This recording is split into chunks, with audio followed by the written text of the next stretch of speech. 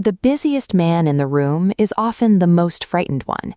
He has simply found a version of fear that looks like ambition, so nobody, including him, ever calls it what it is. You know the feeling. The second a gap opens in your day, an itch starts. You reach for the phone. You invent a task. You answer an email that could have waited a week. Ask yourself something honest before we go any further. What is it exactly that you are so determined not to feel in that empty minute? A decade of professional climbing can function as a very well-disguised escape.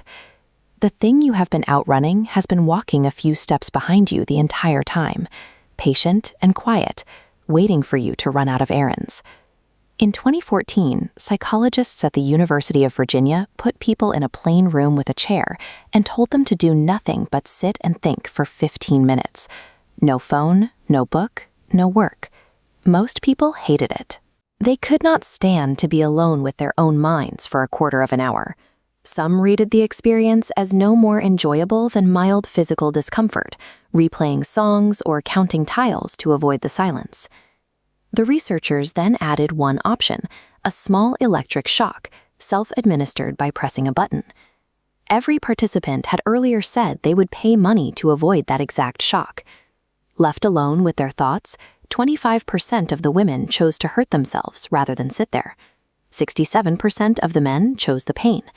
One man pressed the button 190 times in 15 minutes. Given a choice between stillness and pain, we reach for the pain. It moves, it occupies. The shock was not pleasant, but it was louder than the silence, and louder was enough. Your shock button is your calendar. It's the group chat, the second screen, or the project you take on the week you finally had space to breathe. Same reflex, nicer packaging. This is experiential avoidance, the habit of arranging your outer life so that you never have to meet your inner one. On a driven person, it looks like excellence. Your own brain is in on the trick. Every time you finish a task, you get a hit of reward. Avoidance starts wearing the mask of accomplishment, and the relief of not feeling gets fused to the pleasure of achieving. This keeps the nervous system braced in a constant hum of fight or flight. You feel tired in a way that sleep does not fix because you have never actually let the guard down. This pattern predicts depression and long-term exhaustion. It earns a promotion and a reputation for getting things done, but it keeps the mind under siege. This struggle predates the smartphone.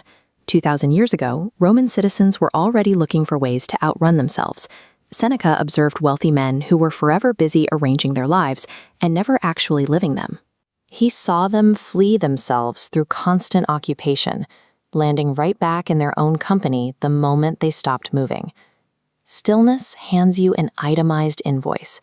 It brings up the conversation you keep avoiding, the grief you never sat with, and the fear that you have built a life on top of a question you refuse to ask. A Roman had banquets and politics. You have a device that fits in your palm.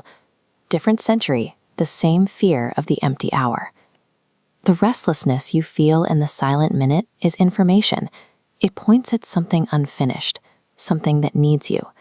You cannot fix, grieve, or heal a thing you refuse to look at. Anyone can stay in motion. Motion is the path of least resistance, dressed up as effort. What is rare is the discipline to let the room go silent and remain in your own company without flinching. Marcus Aurelius ran the largest empire on earth and had more reasons to stay busy than anyone alive today. Instead, he wrote instructions to himself about retreating into his own mind to find a source of peace. Compare him to Epictetus, a slave who realized the one territory no master could seize was the inside of a mind that had learned to sit with itself. If he could find freedom there, we should ask why we, with no masters but our own schedules, feel so enslaved by 5 quiet minutes. True strength is the ability to sit alone with your mind, not reaching for the button. That is courage that happens to look like doing nothing. The goal is not to do less or abandon your ambition. The goal is to stop using the work as a place to hide, so that when you do work, you are working from choice instead of flight. Give yourself a single hour this week with nothing in it. No screen, no plan, no output. Walk with no destination, or sit on the edge of the bed and let the day catch up to you. The first few times will feel unbearable. You will remember urgent tasks, feel a low panic. Stay with it 30 seconds longer than is comfortable. Stay long enough to watch the feeling rise, crust, and pass.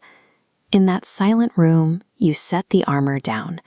You find out that you can survive being still, and that the man underneath the schedule has been waiting for you to stop moving long enough to meet him.